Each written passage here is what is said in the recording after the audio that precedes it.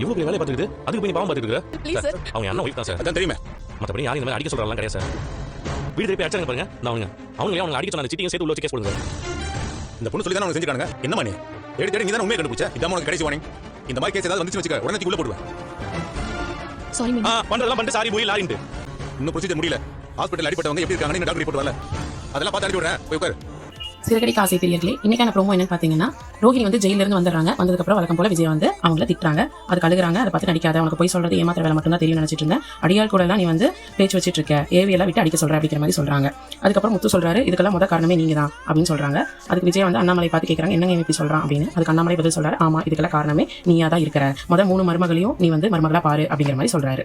அதுக்கு விஜய் சொல்றாங்க, 3 மருமகள் எந்த மருமகளுமே நீ வந்து மாமியார மதிக்கிறது கிடையாதுங்கிறாங்க. அண்ணாமலை சொல்றாங்க, நீ வந்து அதுக்கு பாசத்தை கொடுக்கணும், கொடுத்தாதான் அவங்க திருப்பி தருவாங்க, மாமியாரும் நடத்துவாங்க, நீ முதல் திருந்து அப்படிங்கிற மாதிரி அண்ணாமலை விஜயா கிட்ட சொல்லிடுறாரு. அப்புறம் நைட் வந்து அண்ணாமலை விஜயாக்கு அட்வைஸ் பண்ணிட்டு இருக்காரு, உன் பேரை பெருமைப்படுத்துற மாதிரி நீ நடந்துக்கணும் அப்படிங்கிற மாதிரி. அதுக்கு விஜயா வந்து அதை வேற மாதிரி புரிஞ்சுக்கிட்டாங்க. அடுத்த நாள் காலையில பார்வதியும் விஜயாவும் கோயிலுக்கு போறாங்க. அங்க பார்வதியோட ஃப்ரெண்டு சமூக ஆர்வலர்கள் அவார்டு கொடுக்கறவங்க வராங்க. அவங்க கிட்ட விஜயாவை இன்ட்ரோடியூஸ் பண்ணி வைக்கிறாங்க.